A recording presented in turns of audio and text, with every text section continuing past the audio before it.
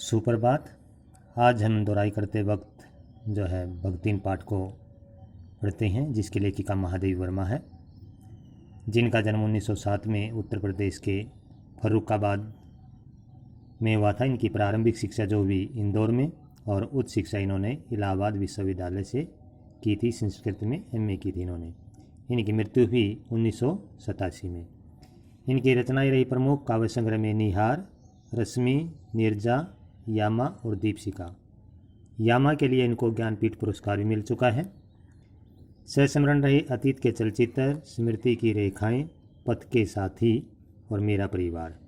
ये जो आपका पाठ है भक्तिन, ये स्मृति की रेखाओं से लिया गया है। निबंध संग्रह में श्रृंखला की कड़ियाँ, आपदा इत्यादि।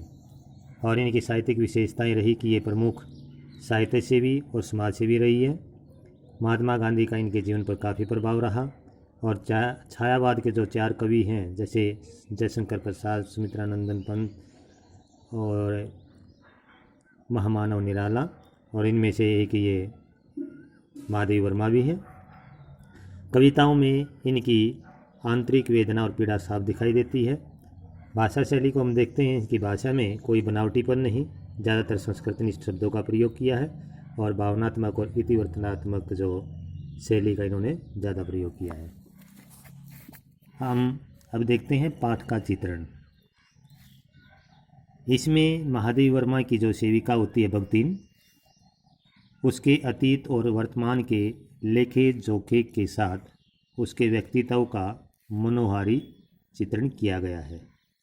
यानी कि लेखिका ने जो है अपनी सेविका भक्तिन के वर्तमान जीवन और अतीत के जीवन का मनोहारी चित्रण किया है। पूरे पाठ को हम 4 परिच्छेदों में बांट देते हैं। तो पहले परिच्छेद में हमें क्या पढ़ते हैं? भक्तिन का बचपन, यानी कि भक्तिन का बचपन कैसा था। जो भक्तिन का जन्म था ऐतिहासिक गांव झूंसी में एक हीर के घर हुआ था। उनका शुरू से ही बचपन कठिनाइयों में बीता। जैसे बचपन में ही उनकी माता का देहांत हो गया, और उनका नाम जो लक्ष्मी रखा गया था, उसमें भी उसके नाम का विरोधाभास था।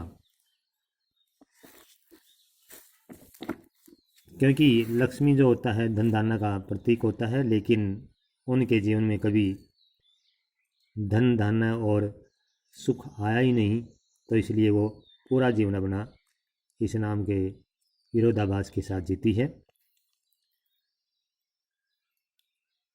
पिता ने दूसरी शादी कर ली थी, और उनकी विमाता उनके साथ अन्यायपूर्ण व्यवहार करती है और उनका बाल विवाह कर देती है।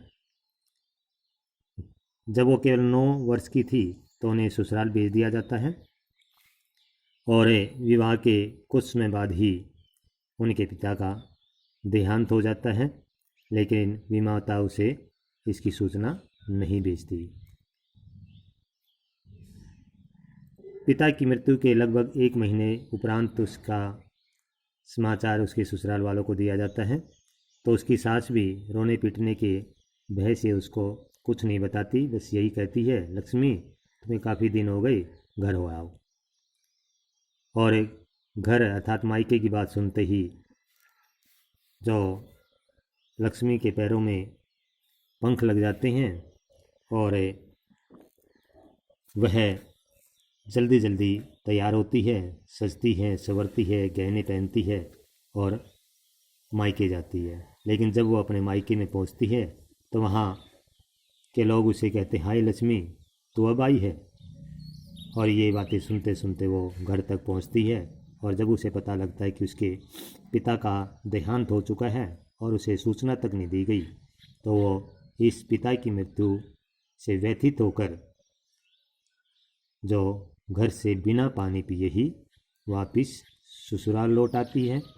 और ससुराल में लौटकर वह अपनी सास को खरी खोटी सुनाती है, और अपने गहने उतार कर अपने पति के ऊपर फेंक कर अपने गुस्से को जाहिर करती है। तो इस तरह से इस पाठ का जो पहला परिच्छेद था वो समाप्त हो जाता है।